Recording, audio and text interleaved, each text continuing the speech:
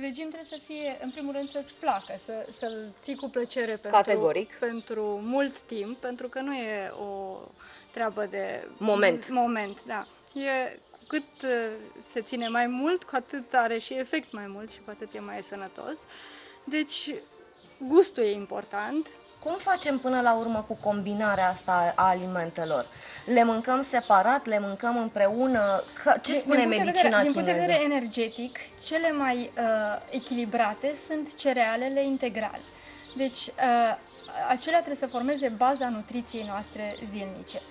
Cu cât ne îndepărtăm de această bază, de acest centru, fie spre stânga sau spre dreapta, cum spuneai, spre yin sau spre yang, ajungem la carne, care e principiul cel mai yang, cel mai pozitiv, cel mai solar, în cel filozofia mai lor.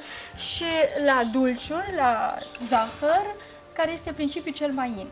Deci, dieta tradițională românească care conține carne și prăjituri, este așa pentru că omul încearcă să-și echilibreze nutriția. Când se dezechilibrează într-o parte, trebuie să apuce și în partea cealaltă ca să echilibreze.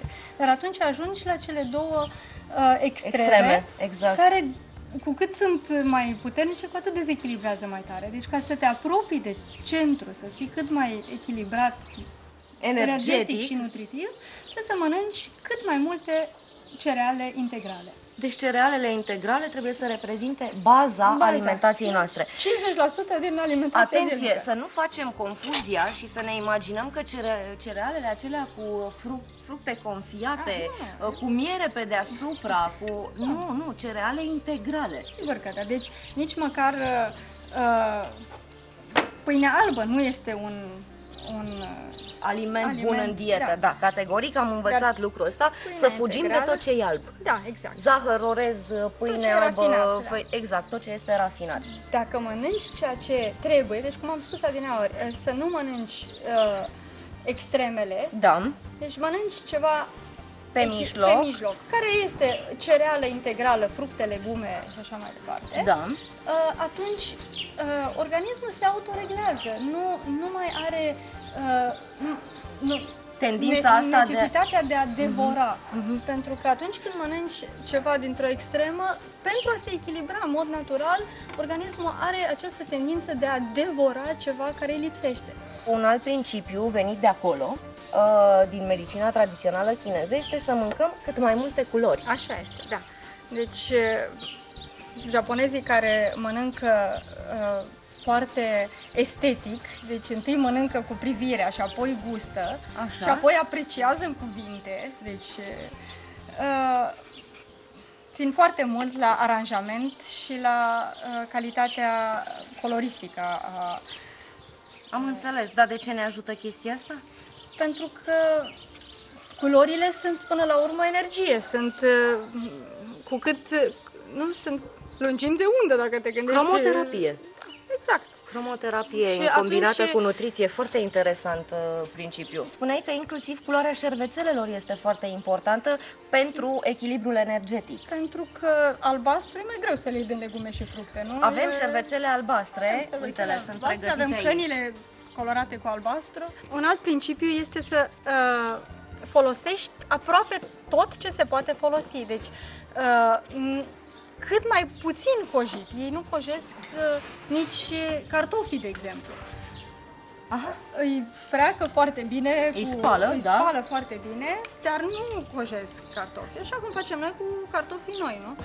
Când vin în România cu copilul meu de 3 ani, a fost foarte greu să explic oamenilor că nu vreau să mănânce anumite lucruri și am făcut o regulă. Ce nu-i dai tu copilului tău de 3 ani?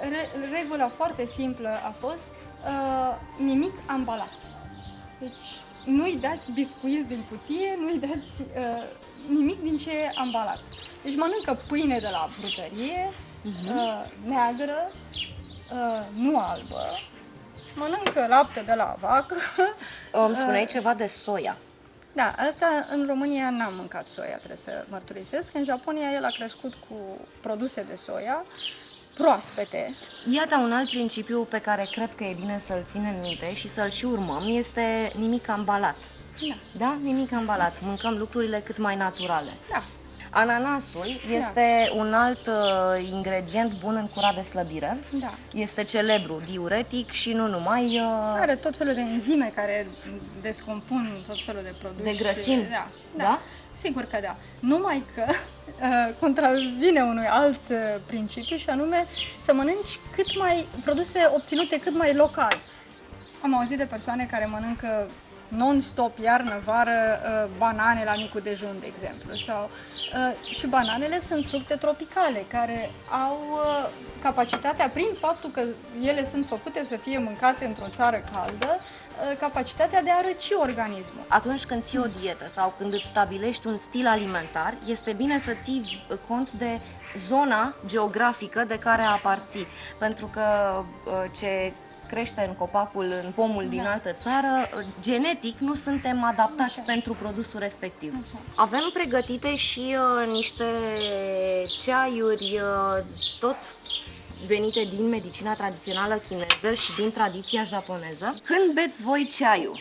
Îl beți în timpul mesei sau îl beți după? La orice oră din zi, înainte de masă, după masă, între mese. Și mai am aici un lucru pe care voi în Japonia îl folosiți foarte mult în curele de slăbire. Este tot un produs natural, 100%,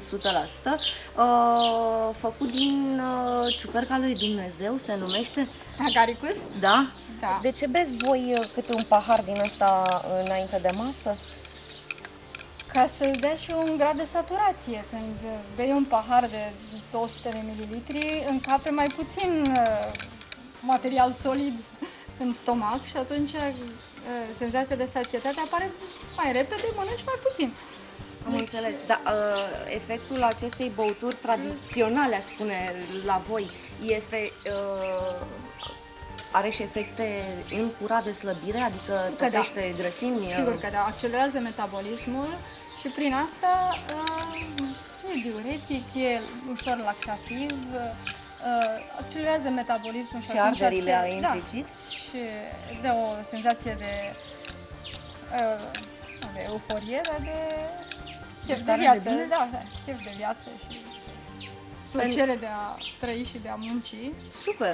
Care se transformă în activitate fizică care la rândul ei consumă exact din ce se depune din mâncare. Prin sedentarism. Mihaela, mulțumesc foarte mult și te mai așteptăm când vin în România la Spune ce te doare. Mulțumesc foarte mult!